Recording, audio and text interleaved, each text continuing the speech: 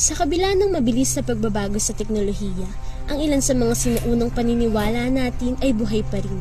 Sinasabing sila ang tauhan ng mga hindi masolusyon ng mga sakit, may kakaibang estilo na hindi maisplika, at sa kanilang iba't ibang paraan ng panggagamot, marami pa rin sa atin ang umaasa. Iba't ibang kandila, halaman, pangontra at orasyon ng kanilang sandata para labanan ang mga sakit na di umano kayang gamutin ng disiplina. Sila ang mga albularyo. May mga nagsasabing, kadalasan silang matatagpuan sa mga probinsya at ang ilan ay narito sa mga lungsod. Dahil sa teknolohiya, mabilis na lumalaganap ang mga impormasyon.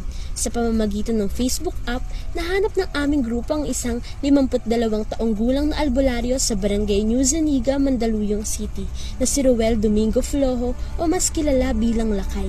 Maraming mga videos ang napapakita kung paano siya napapagaling ng iba't ibang mga sakit tulad ng sapi, mga sakit na gawa ng mga mangkukulam at ilang mga hindi na ipaliwanag na karamdaman.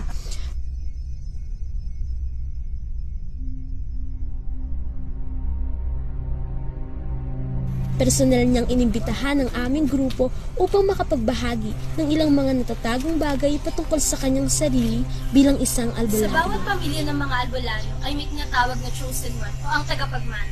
10 taong gulang pa lamang si Mang Lakay ay marunong na siyang manghilot bago pa man maipamana sa kanya ng kanyang lolo ang kapangyarihan ng pagiging isang albularyo. Sa tagal ng nanggagamot at nagpapagaling ni Mang Lakay ay hindi siya humihingi ng anumang kapalit na bagay o pera mula sa mga napapagaling. Bakit hindi po kayo nagpapabayad?